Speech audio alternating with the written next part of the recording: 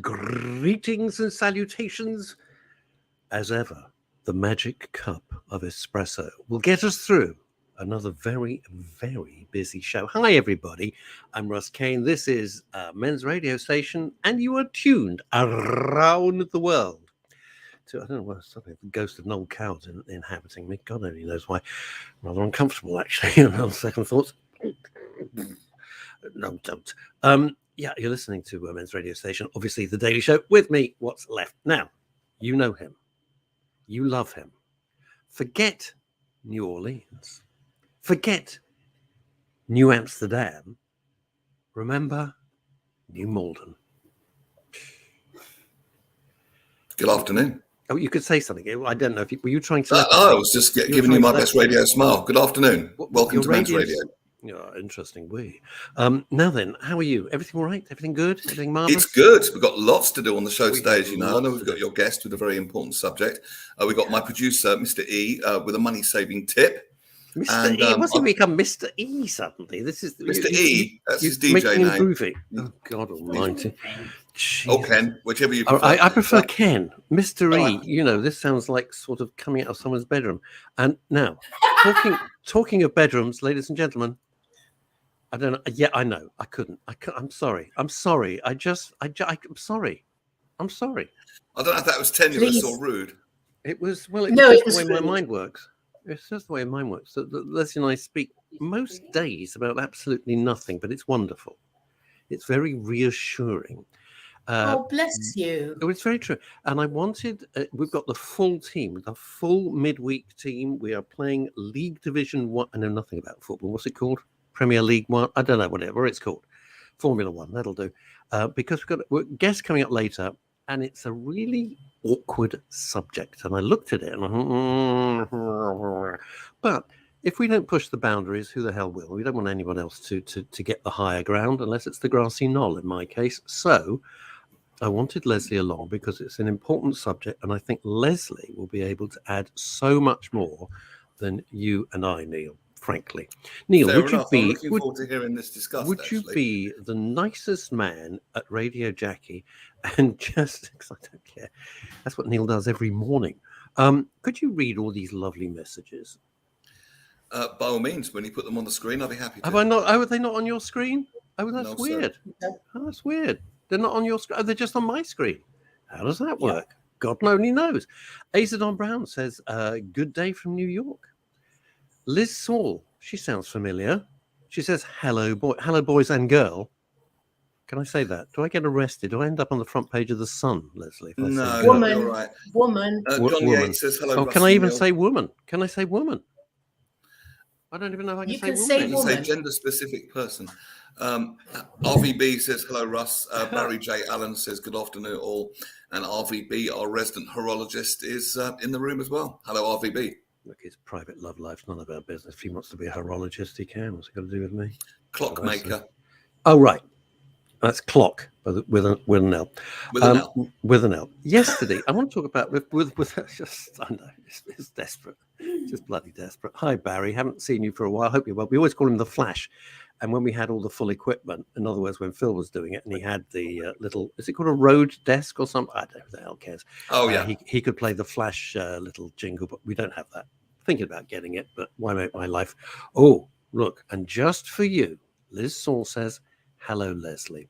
With a heart. Now, with a heart. Thank you, Liz. That's good, sweetheart. You're very popular. This is just a tip-top gang. I want to talk about technology for a second because yesterday I actually lost it completely. I lost the will to live. Now, I don't know if these things are connected, but we've been talking about money-saving tips. We've got some more coming up.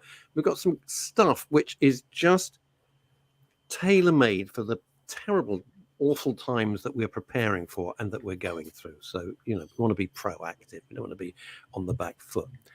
So I went out yesterday. I had some errands to run. And basically, I had to go to Aldi. Okay, I had to go to Aldi. There you go. That's my showbiz lifestyle. I went to Aldi. It's got an escalator. I went to Aldi. Yeah. Well it's got an escalator there, so I pretend that I'm going on holiday. This is how desperate I am. I go on the escalator up to Aldi and I pretend I'm going on. It's a terminal, it's an airport. That's how I get through my day. This is how desperate I am. Anyway, did my stuff at Aldi, dropped something off, and the next thing, and I'm doing it, and I was looking at all the comments that we'd had on the show, and so I switched off the router. I switched everything off, apart from the fridge. I thought, I'm going to start doing this. Let's start doing this, right? Okay.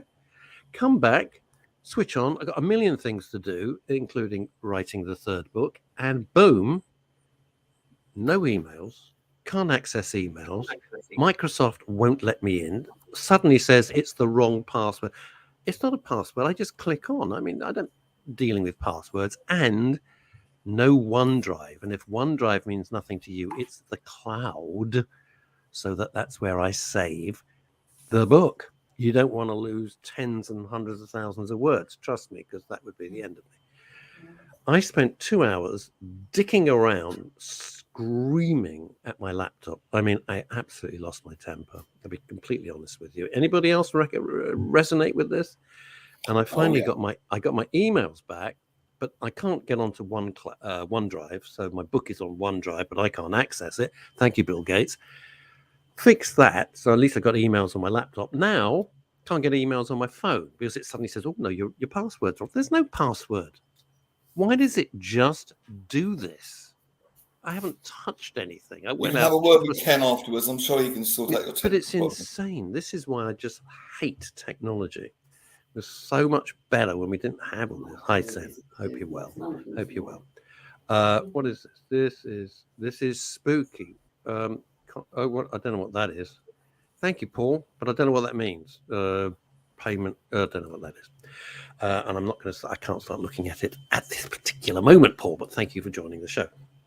So anyway, that was that. Who else is troubled with technology when it goes wrong? It's great when it works. Me. And when it doesn't, it's a nightmare. Me. You. I'm not troubled with the technology per se. However, trying to do an online visa application with the American Embassy is a joke.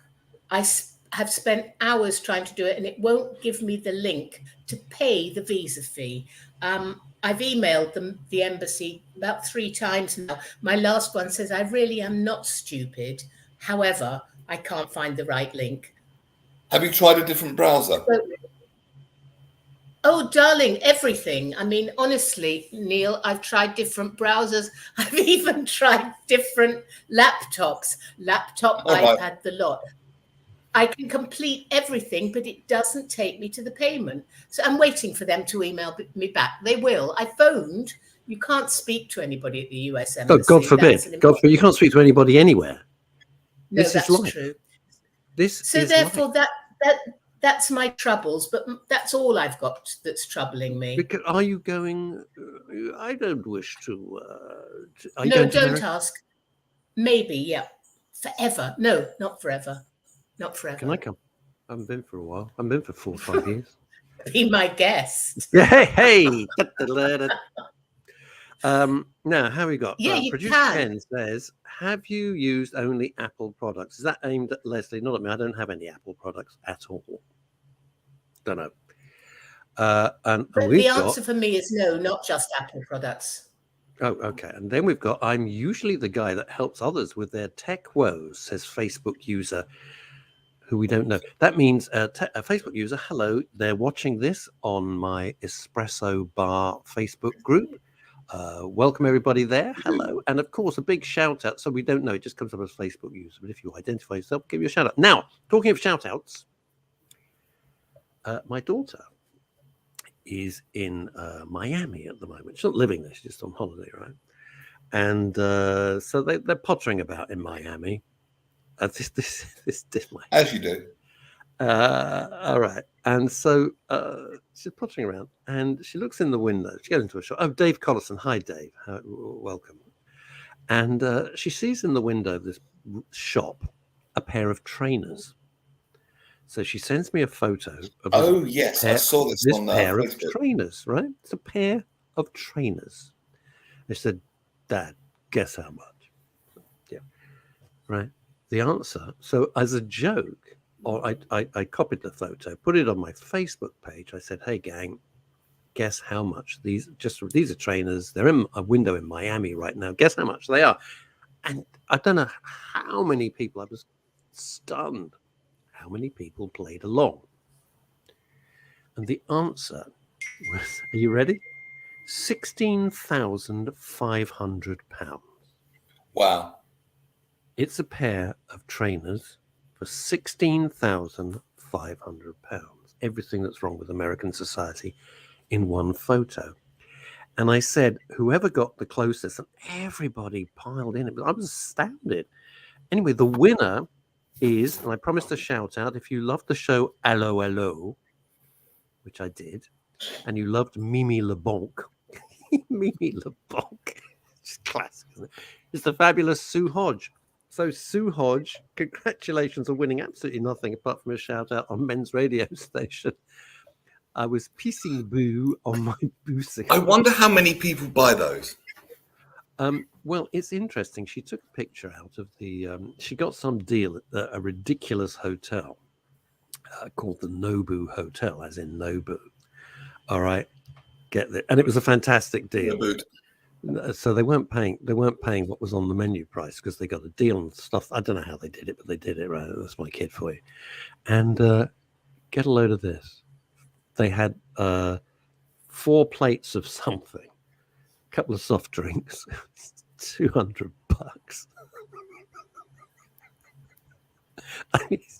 Anyway, she looked out the window and there's a guy. It means nothing to me. Neil will know who it is. It means nothing. A guy called DJ Khaled.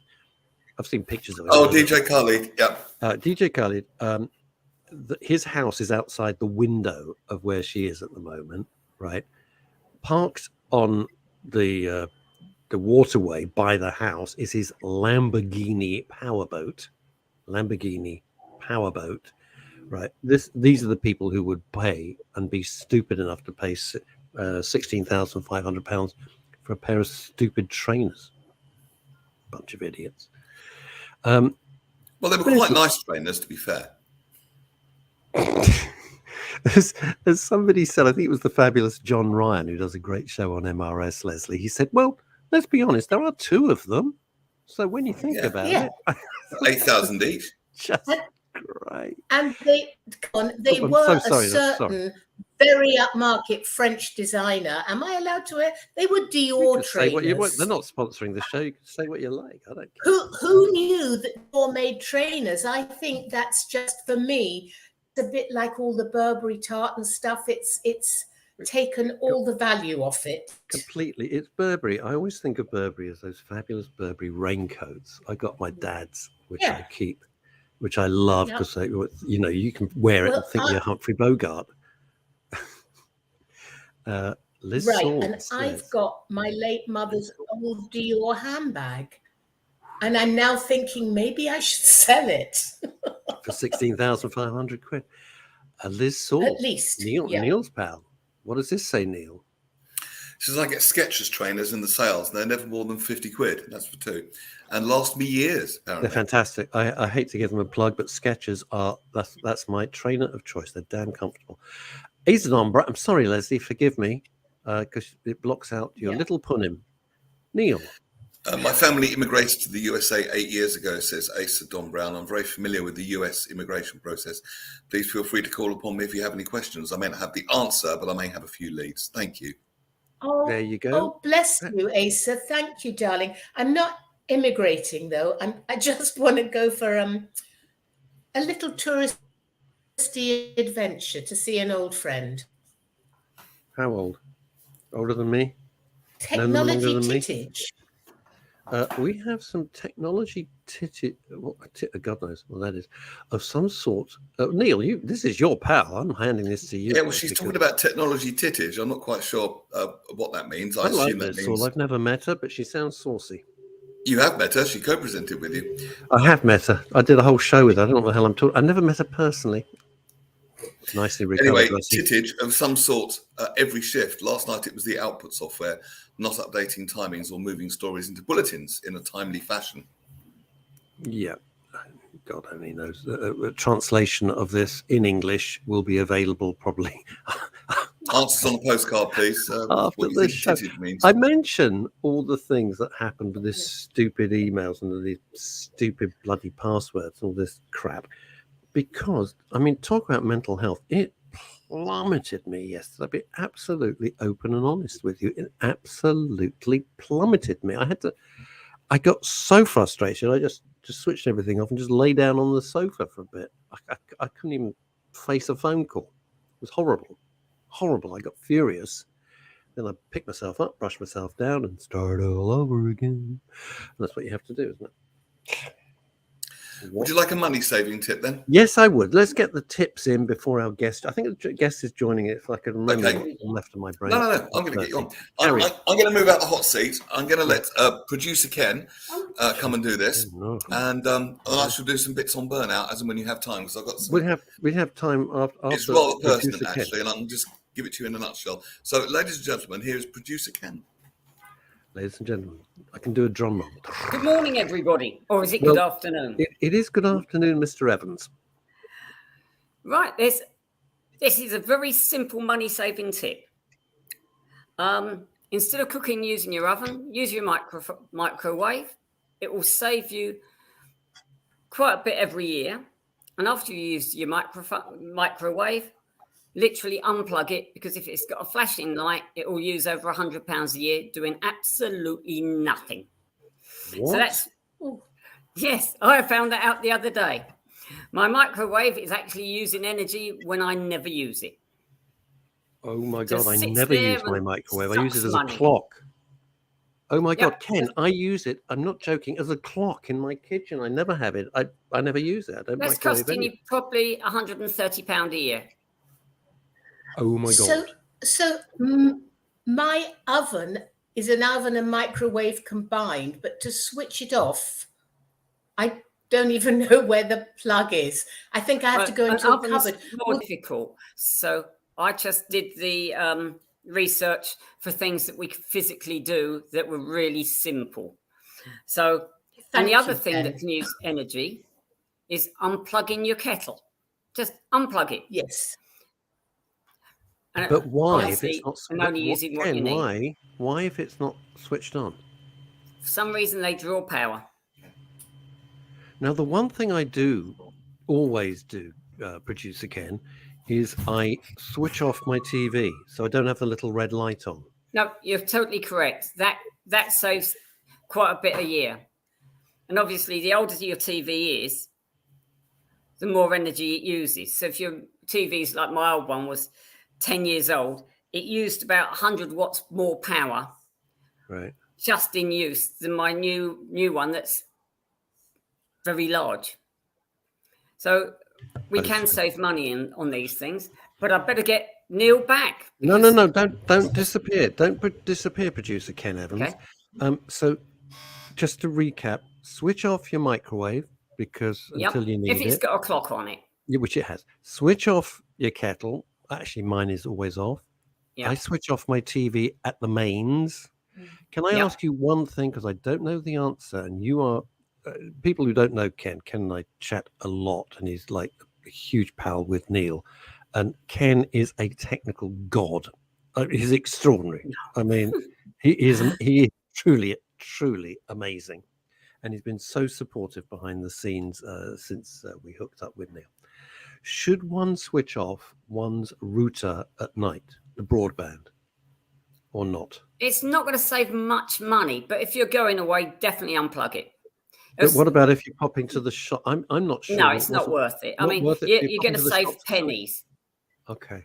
So why is the turning off at microwave? night, All right, I've got to ask you, why is maybe. the microwave going to cost you like 110 quid a year for sod all? I didn't actually go into it that deeply because I just quickly jotted down some notes from different websites and just did a little bit of research. And of course, Neil's frantically waving at me. Instead of your gas-filled light bulbs, the original energy-saving ones, get LED ones. It'll go from 14 watts down to 5 or 7 watts, depending on what your lumens is. That's the brightness. Okay. And that will save you a lot. Are they much more expensive? No, you can shop around. Just think it's going to save you money and you won't have to worry for years. So And the new ones, you can either have daylight ones or warm glow ones and all of that stuff. Yeah. But do they sell them that I'll look 27 again? No, I'm not. I'm still looking for those. But if you have it bright enough, yes. If you have it dark, I wouldn't look 27 if I was down the bottom of a coal mine next to Stevie Wonder. Anyway, all right. Ken, thank you. Right. That is blooming good. Come back, Neil. Stop canoodling. What's he doing? Dirty devil. That was Ken Evans, everybody. I was not canoodling. Well, you say that, but you got some lipstick on your neck. I've just made that up. So what times have we got time? Carry on. Yeah, we got time. Go on. Bit of burnout stuff. I found this brilliant book, and I'd love to get this author on. Her name is Selena Barker, and I will contact her, see if we can get her on the show. And I really, really recommend the book. This is what the cover looks like. Burnt Out. Okay. And I'll just give you a little bit from the introduction, and then she's done a kind of, if you're burnt out now, what to do, kind of a burnout emergency. And after that, she breaks it down into the different kind of energies that we have, physical energy, mental energy, and what to do to keep replenishing them. But she says people everywhere are burning out. It's a modern day problem. Technology was supposed to make life easier, to free us up, to take things off our plates. But instead, see if you guys relate to this, Russ and Lesley. We're feeling more exhausted, more under pressure, and more stressed out than ever before. Billions of people are lying awake at night. Wired from exhaustion, fearful of the looming to-do list that awaits them in the morning, and how the hell we're going to keep it all together. And she says, not long ago, I was one of those people. My whole life, she says, ran on adrenaline. Busy, a constant race against time, deadlines looming, work piling up, everything feeling absolutely urgent. She thought if she loved her work, which she did, she'd be immune to burnout. But if anything, it made it worse. It was work, it was social commitments, family, house admin appointments to book, laundry to put on, blah, blah, blah. Never a time to pause. The minute one thing's ticked off the list, another thing moved on. And she couldn't see a way for it to stop.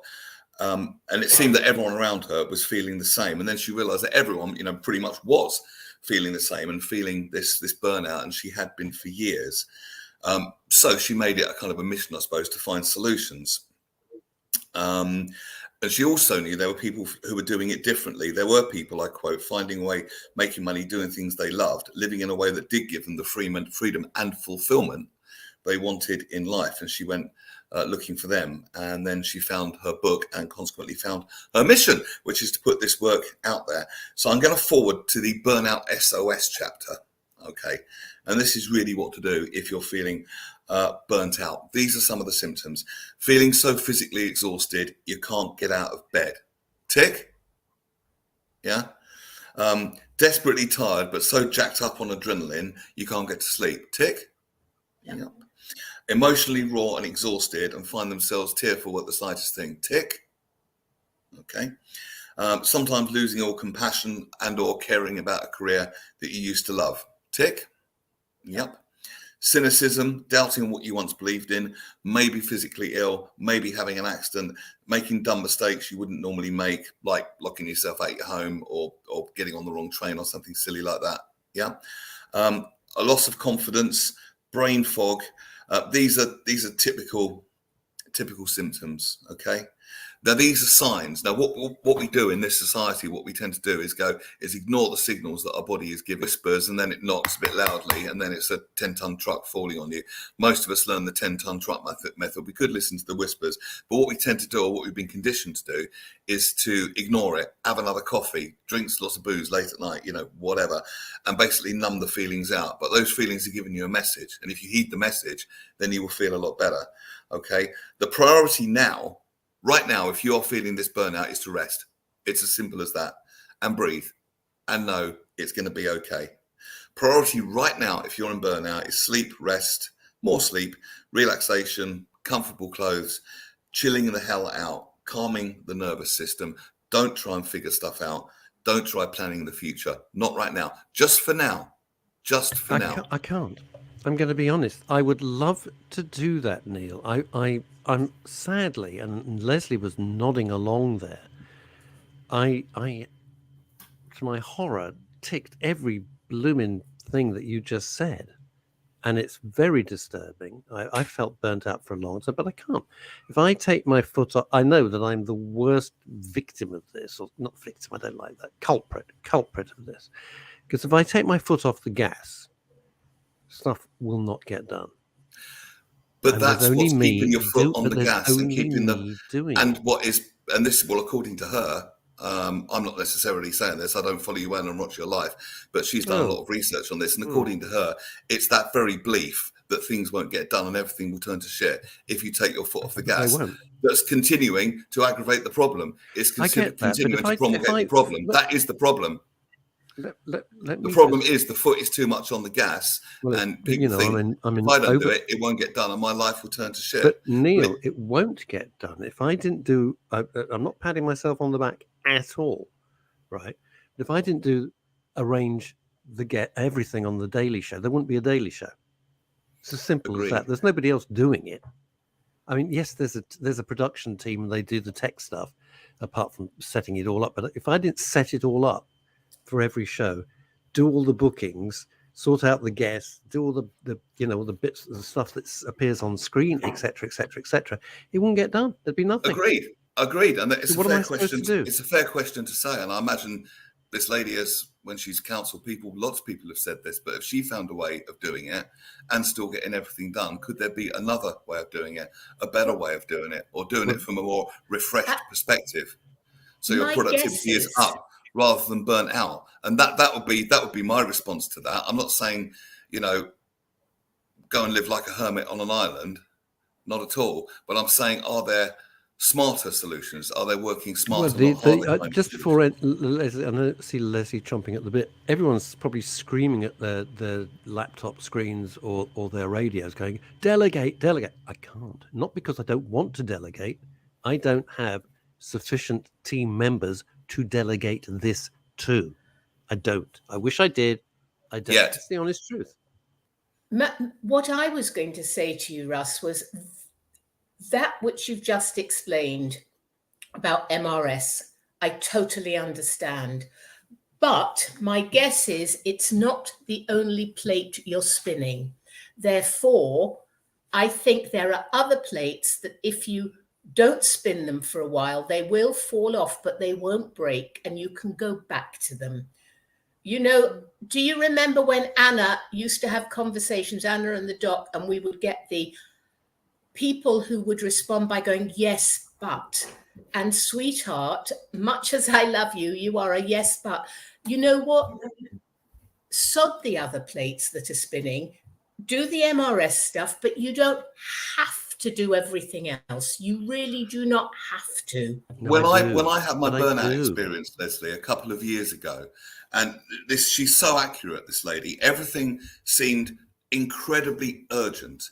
And I think also with grief, there's a sense of urgency, and everything has to be done now. Everything has to be done perfectly, and everything has to be done properly, and everything has to be done quickly. And none of that is necessarily true. And all this woman is saying is, if you feel this coming on, if you do burn out, you won't be able to get anything done, no matter how long your to-do list is. If you try and give from an empty cup for too long, you will just completely burn out, and you'll be of subtle value to anybody. So she's given some strategies here, simple things, to get your energy back, get your essence, get your energy back, get your mindset back, get your energy back, and then to move from that place to move from a place of fullness and ease, doing what you need and want to do, not this frenetic rush, which just doesn't work. Yeah. The situation is the same either way. It's more attitude and approach, and we all seem to rather innocently approach it the wrong way. It's like the fly that bangs against the window and exhausts itself when all it had to do was go up 3 inches, and there's an open window. It could have flown straight out. Let me ask both of you this, okay? Who's going to write my next novel if I'm not at my keyboard?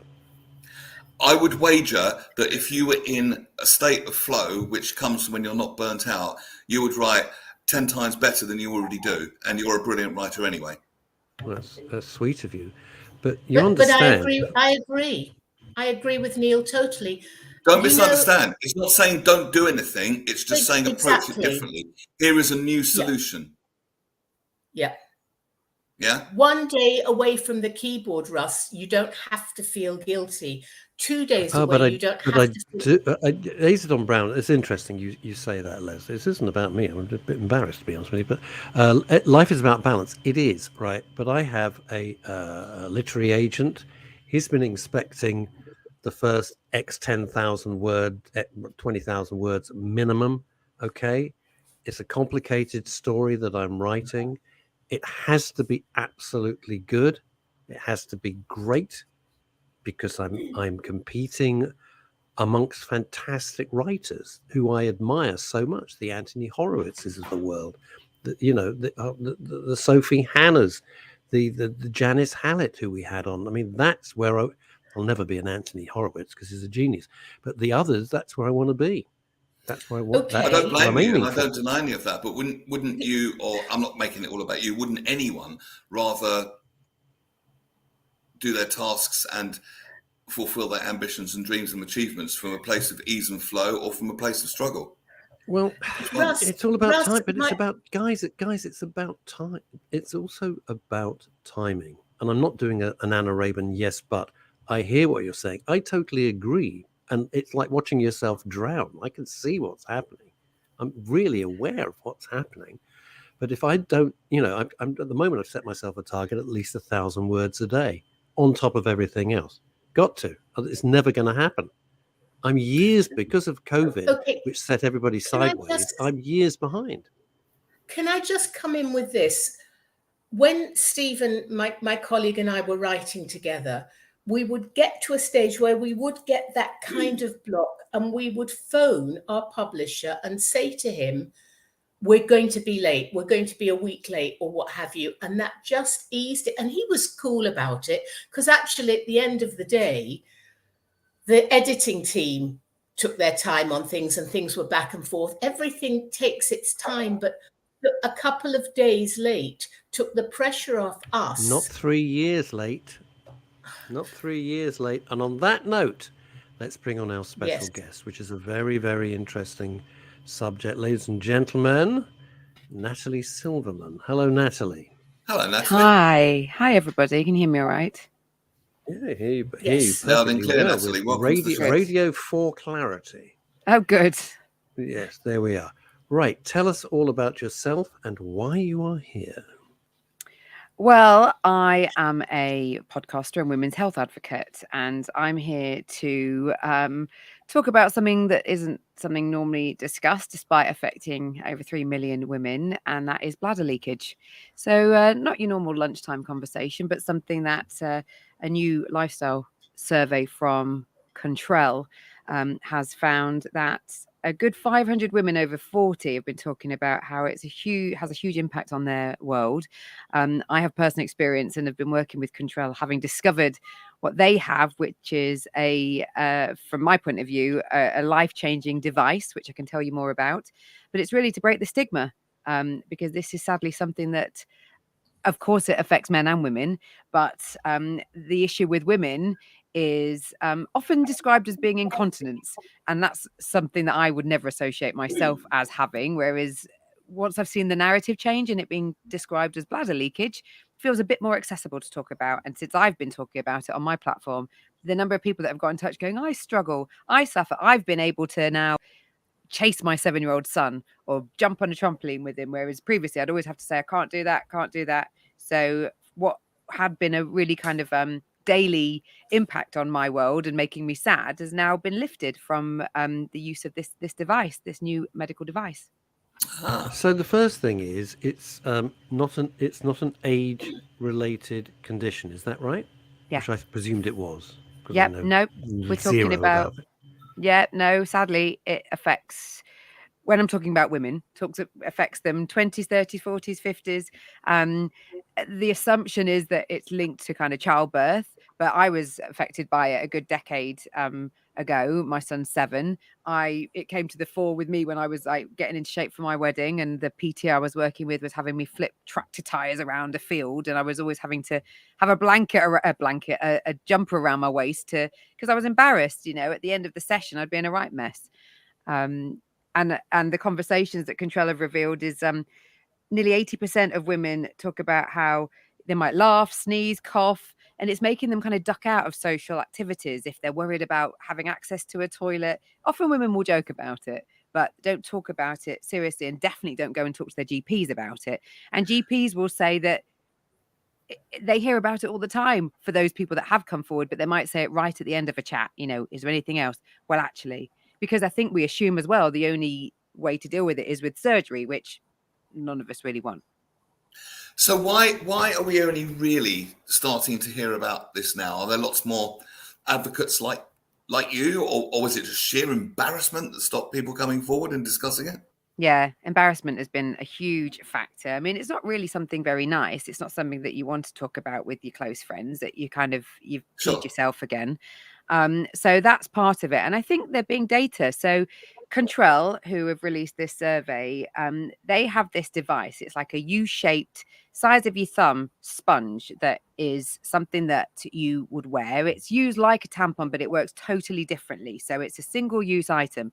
There's been much more awareness raised of kind of pads. You might have seen more adverts making it kind of a bit trendier, and the woman in the adverts probably looks more like me, saying, this is nothing to be embarrassed about. But I would I'm never fine reach for a without tenner wings. label. Well, Yeah. it's not that advert. It's the one for the. Well, let's not. I won't repeat the. It's one for the incontinence related. You're allowed to repeat the brand. brand as you've As I've said banged it. on about. Yeah, I the think we all brand know that's the one you mean. sponsoring you with about 50 mentions so far. My Okay. first question, Natalie, is how rough did you think your marriage was going to be if you were in a field tossing tires around? Were you marrying a sort of WWE wrestler or something? Yeah, exactly. I had to prepare for that. He was a personal trainer at the time, so I wanted to ensure I could. Wow, I mean, hold my most people own. just get like their eyebrows done or something. There, you're in a field throwing tires around. Well, I wanted to look good on my wedding day. Okay. I guess I with would tires, like- it fills I in would with like- burnout because you're tired. Thank you. I would like to ask you, Natalie, you said this sponge-like device is like a tampon, but I'm assuming, does it go in the vagina? That doesn't make any sense to me. Your urethra isn't your vagina. I'm talking about, I didn't say it works like a tampon. It's inserted vaginally. It's inserted like a tampon into the urethra, Right. and it basically helps the bladder support. So what it's doing once it's inserted is helping the bladder to be repositioned and helps with the leakages. Yeah, that I understand now. Okay. That Lesley, makes I've sense got to me. Neil and I are handing this totally over to you because we're speaking Chinese here. Repositioned. You said the word repositioned. Is that what happens? So what this device enables is for the bladder to be supported, because often what happens with women who are dealing with this issue is because the positioning isn't right. They're not able to use the muscles in the right way. And I'm not a medic. I'm somebody who's benefited from using this. But what it enables is for the bladder support to be repositioned. And so there isn't the leakage. So it's helping the muscles be in the right position to work better. I see. Yeah, we are, as women, we're often given what are called pelvic floor exercises to do, and those pelvic floor Kegels. muscles. Exactly. Thank you, Neil. Kegel exercises and the clenching and all the rest of it. But I think for some women, no matter how many times you do those exercises, nothing. And it's not always. You can't always time what's happening with the leakage. There's a lovely term which a friend of mine introduced me to, and I suffer from, I'm going to come out with it, which is called latchkey incontinence. Mm-hmm. I can be out all day and I get home and I realize I'm absolutely busting for a wee. And you too, Russ. Okay. And I get the key. I just have to hold the key in my hand. And it's just like, will I make it to the loo in time? And it is a couple of times I haven't. There you go. And the other day, I just laughed about it. I just thought, this is so crazy. What the hell is that about? I've never heard this. It's like if I'm at a meeting and I come back and I literally, the moment I approach the front door with the key in my hand, it's like some voodoo magic. It's awful. What the hell's that about? Is it psychological? What is it? I think it's the relief setting in, isn't it? Yeah. Yeah. It's, you're back, you're home. It's like, whew. It's just one of those. It's never happened to me in a supermarket. I've never suffered that. God. Thank God, touch wood, so far. So far, you say. And That's yet, what Natalie said about, you cough, you sneeze. Certainly, having had not COVID, thank God, but that kind of cough, that deep cough, it's terribly embarrassing. Well, and you can't predict when it's going to happen. Well, no. I mean, I imagine it would absolutely. take an awful lot of pressure, provide, maybe it's the wrong word, relief, an awful lot of emotional relief, so people wouldn't have to worry about it anymore. Two questions for me. Number one, how long has this been a thing? How long has it been on the market? And second question, how much, but perhaps on percentage points, how much does it improve the problem? Well, personally, it provided immediate relief. It's not a cure for a problem. It's what I'm saying is part of a toolkit. Right. It's been used in Scandinavia for over a decade, where they have much more of a focus on women's health. I mean, you'll have seen there's a whole re-energized emphasis on women's health conversations in the UK, kind of since we started talking about the menopause, and gradually other things like fertility issues and now like bladder leakages, all sorts of different mental health related issues are being spoken about. Indeed. So this is something that for me, I discovered a couple of months ago. I'd been at a Jewish wedding doing crazy dancing. I'd had to cut it short and go back to the hotel, and I was once again peed off about it, pardon the pun. Googled something that helped me find it, and the way it works is that you get this sizing kit because you've got to work out what's right for you, and that was a really accessible price point for me, and I've been using it. And what I've also found, which I think is really interesting if you're thinking I wouldn't want to use something like this and you're nervous about it, is I've been using it, and when I've not used it, it's definitely helped my muscle memory. And this is something that, I mean, I'm only a couple of months of using it, but just to have it as a something in the toolkit, so you're not going to be caught short. It means that I don't have to worry. I was at the park the other day. The public loos were shut with a bolt, as often is the case. My kid was at a play date, everybody having a lovely time, and I was instantly starting to panic. But it just gave me that little bit, like we were talking about that latchkey scenario. I would be in a panic, but this would mean that I could actually make it through the door because you've got that. Yeah. You've retained control. Natalie, how was the catering? Oh, great. No, I'm sorry. This is how my mind works. She goes to a wedding. She's dancing. Was the catering any good? It was all. This is from perfect. Dave Sleet up in Fife in Scotland. Hi, Dave. This is a hot topic in female awareness. Should be mentioned that men frequently experience the Columbo effect of bladder control. Oh, just one more thing. Instead of "Can I use your phone?" it should be "Can I use your toilet?" That it's interesting. Dave, what do you? I'm not sure exactly what you mean by that. Do you mean just the men's? I know exactly what he means. Do you think you've been to the loo, done a wee, and you're done, and then you think, "Oh Christ, I got to go back again"? And that's the whole thing with prostate. And trust me, you're a lot younger than me, Neil. Trust me, prostate, absolute bore. It's an absolute bloody bore. So, Natalie, where can you get the products? Go on, be bold. Go on. Well, it's available in Boots, and also you can get it at control.com. They've just got really useful info as well about the issue, and you can see some diagrams to understand. Because Lesley, you were kind of asking me to explain a bit more. You can see what the product looks like, and just get your head around it as something that I think could really help. And is this something you're involved in? This is what you're promoting now? Is this your, I don't know, world mission to make more people awareness of this? How did you get involved with it? Maybe a bit better. So I host a podcast called the Fertility Podcast and talk about the issues people have I'm when sorry, they're trying I missed to that. conceive. It's called the what podcast? The Fertility Podcast. Okay. So I've got a community of people that I share stuff with from the work I've been doing with that for 8 years. And I shared a video of once I discovered this product, because what they advise is when you first try it, you do 15 minutes of high impact exercise.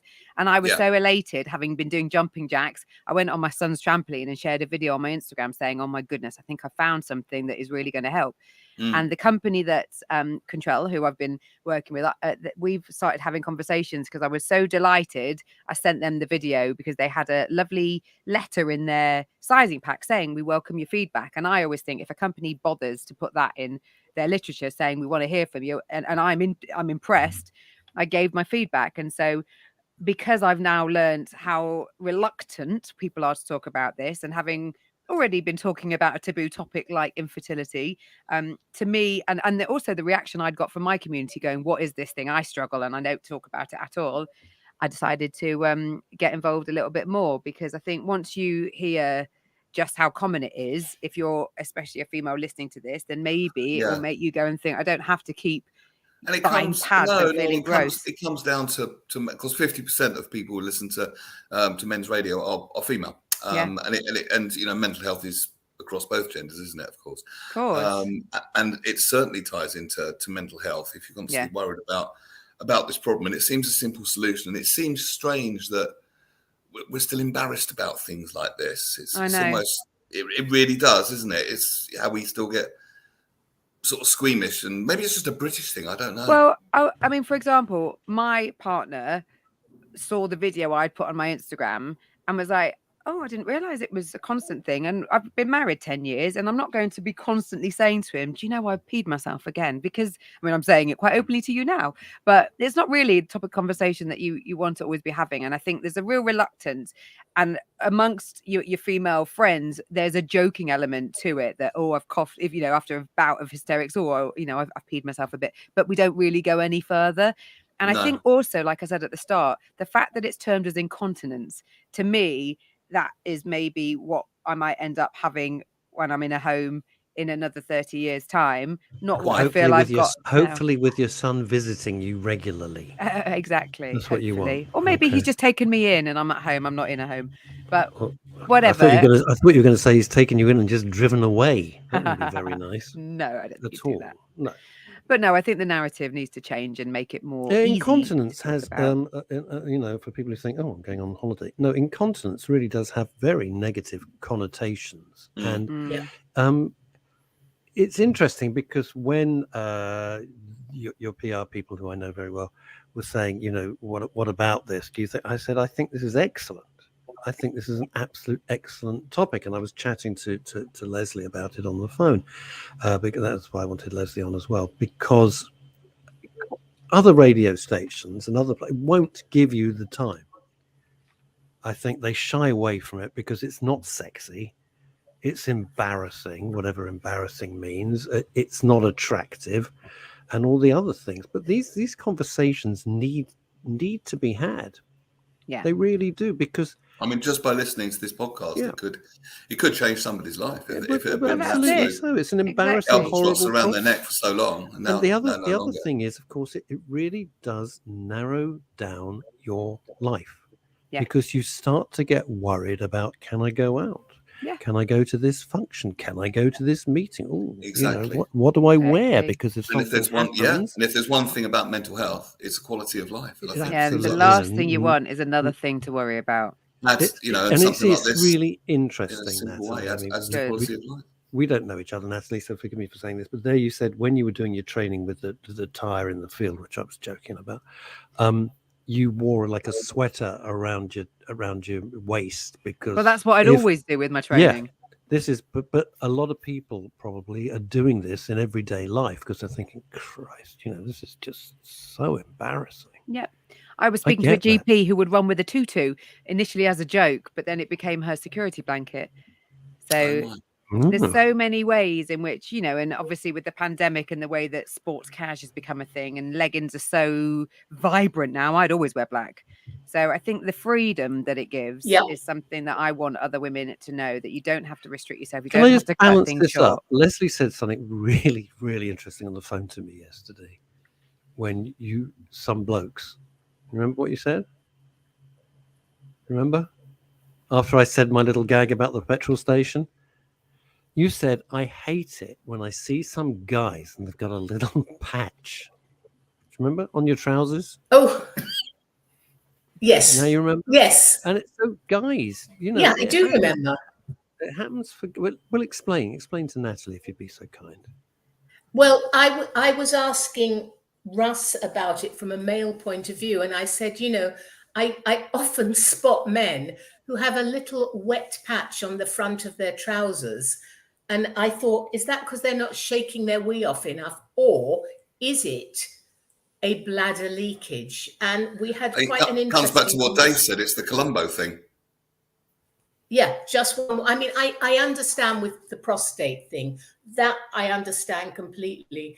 But, you know, during the daytime and just look, and I just think, and then I'm thinking to myself, if I think about them, that's why I can't go out in a pair of beige linen trousers sometimes, much as I'd like to. You know, the dark colors. You just said it, Natalie. Your leggings are black because it doesn't show as much. It's a hell of a problem. And as you say, when women get together, we may joke about it for a minute, but we don't have deep discussions.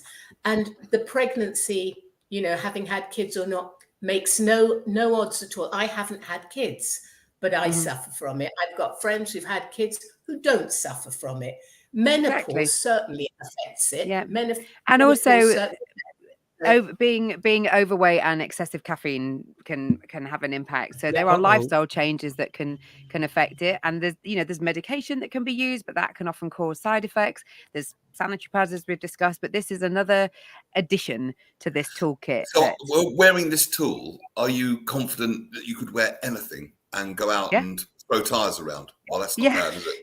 Yes, if I so choose, definitely. If you so choose, of course. I'm not saying you would. I think it's worth just highlighting that it's a single-use product. It can be worn for up to 16 hours. So it's not something that you just put and forget about. You know, you need to think about and obviously dispose of. But yes, I have been carefree, let's say, when I've been in the safety. What's the price point on it? Well, the sizing kit is a £6 investment, and then depending on what size you need, so it's a 1, 2, or 3. You start with a 2, you do your exercise, and depending on what happens is whether you need to go up or down in the size, and then it varies on what kind of size you order. But I think it's about £2 or £3 investment a day, which is pretty much what people can be spending on pads, having to reuse them. It's less what you spend on an espresso. Exactly. So limit that. Exactly. If you're going to have to cut the caffeine out. So it's all relative. What costs peace of mind? Exactly. And what's it called again? What's the actual name? If you go into Contrell. It's available at Boots online, but it's Contrell, CONTRELLE.com. Contrell.com. Okay. Like control, but Contrell, but the A, because it's for women. I guess maybe. Makes I wasn't sense. involved in that part of it. But there's also a really handy website called womanshealth.co.uk, where there's loads of just useful information about bladder leakage and articles you can read and diagrams you can look at. So that's lots of places to learn more. I think it's interesting, Natalie, you mentioned, sanitary towels. And of course, a lot of women will use a sanitary towel or a panty liner rather than the pads which absorb urine, and they are a different animal from sanitary towels, but it's often looking at price for women. It's also sometimes about not wanting to acknowledge that it's a bladder leakage problem, but rather, I'm a woman, so therefore I'll buy sanitary towels. Well, it's also a fear of smelling. It's a fear of wearing them and then people being able to smell if it's happened, which is nobody wants to smell of that, do they? So hopefully this will make a difference. Absolutely. Now, I'm really glad we discussed this. Yeah, precisely. What I was going to say is we started talking about menopause on MRS before Davina and everybody else got busy, and now we're talking about this before anybody else has got busy, and I'm delighted that we're doing it. We are trailblazers. Well, thank you very much for having me. I just wish more people, although there's even at this moment on Deluxe Radio, thanks to David Wimble, there's at least 70,000 people listening to this. And then there's everybody listening around the world to our shows on all the social media platforms, plus the other 45 digital platforms that this goes out on around the world. It's ridiculous, isn't it? But I just wish more people realize that, as you said, Lesley, we are trailblazers. We go, and then everybody else follows, and they go, oh, isn't Davina marvelous, or isn't so and so great? And we covered it like a year ago or something. So it's a little frustrating. Can I interrupt you? Natalie's put up a note saying that she has to leave because she's got to be somewhere. You've got to go. You've got to go. Natalie, cheerio. I'm so sorry. Thank you so much for having me. Bye-bye. Bye-bye. There we go. Contrail. Sounds like sounds like a singer. Interesting, huh? And you were very good. Didn't take the piss. Oh, you had to bloody go there. But neither of you took the piss. I'm very proud of you. I wonder. Yeah. No. Can I just finish up by making one more point about burnout? Go on. Yes, please. I'd like you. You were saying and it's a common thing. If I don't get it done, no one's going to do it, and that's a common and understandable thing to say. But when I was so burnt out, making a cup of tea seemed like a monumental decision, and I physically couldn't. Literally, I physically or mentally couldn't. Ooh, wow. So what do you do? But it didn't fall apart. Things didn't fall apart. I found that things could wait, and I would do them a lot better when I got my mojo back. The first priority should be getting your mojo back with these simple solutions. I'll show you the cover of the book again, and then you'll achieve so much more. And heck, maybe even enjoy it on the way. What's the point in doing what you love and doing what you enjoy if you're not enjoying it and it's become a chore? So who's it by? I can't read it. It's by Selena Barker, and I would love to get her on the show. Let's get her on. Can you reach out to her? I will most certainly reach out to her if Unleash producer Ken. He's like an exocet heat-seeking missile. Just unleash him. Release producer Ken from the underground silo, and he will find. I wouldn't dare. The world is not ready for him. Well, I'm ready. I'm ready for him, isn't it? He'll have another money-saving tip for you next Monday. Bless you. These things now, gang. While you're watching, are money-saving tips something that you'd like? I think they're fantastic because we bloody well need them. That's all there is to it. And I think the stuff that Neil brings and Lesley brings is, I like to sort of act as a little conduit, but I think what you both bring is terrific. I mean, we can do more mental health tips and strategies if you like. There's plenty of stuff that it's important because we can teach. We can actually, rather than bemoaning that things are bad, we can put out some positive solutions. Maybe be a good forum to do that. Look at this from Ram. Yes, totally. Sorry, Lesley, forgive me. But otherwise, you'll be back in a second. Would you read this, Neil? Interesting discussion, says Ramsey. Something we don't talk about. I'm not being immature or facetious when I saw this, but there's a market in used women's underwear. You would not believe what some men will pay for such items. Oh my! In effect, some women can make a good income mailing their used underwear. One lady says she wore a new pair of pants every time, so no washing. Thank you for sharing. I'll tell you what, Ramsey's right. And in Tokyo, I came across a vending machine that sold such items. Surely not. No. It's a huge thing in Japan. This mishigas, this madness. It's a huge thing. And I hate to say this. The younger, I'm going to try and skirt around this gingerly, even me.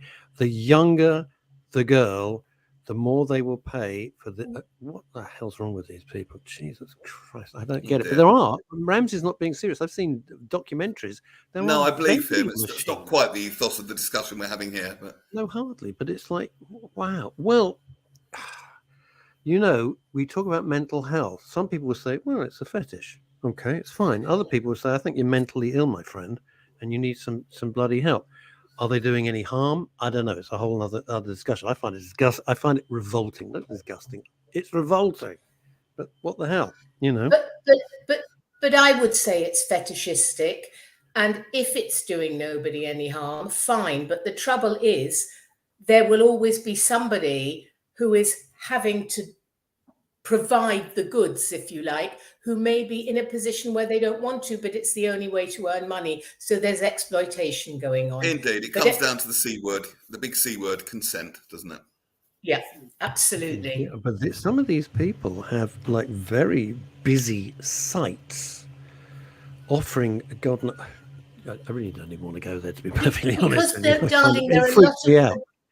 It freaks me out. There are a lot of people with a lot of fetishes, Russ. Yeah, that's a whole other program. Should we do a fetish program? We could do. Well, hey, we could do, but my view is if it doesn't alarm the person on the Clapham omnibus, it might. I just say let live and let live. If it's not hurting anybody, yeah, I had to do a thing on the BBC the other night talking about Harry Styles. Do you think he looks like an idiot, or do you think, well, what the hell? I go, well, I couldn't care less what he does because it's immaterial in my life. I couldn't tell you anything about Harry I think Styles. as long as it's all on the right side of consent and people are able to consent and have the emotional capacity to consent, then no big deal. Yeah. Well, that is it for but another. Not on the wrong side of it. No. That is it for another week. Lovely Demisa, bless you as always. Fairly lovely Neil Long, King of New Malden. Thank you as always. I'll be back on Friday, God willing, with that rapscallion Phil Dave. Until then, try and I'll see you Monday. Bye. Good afternoon.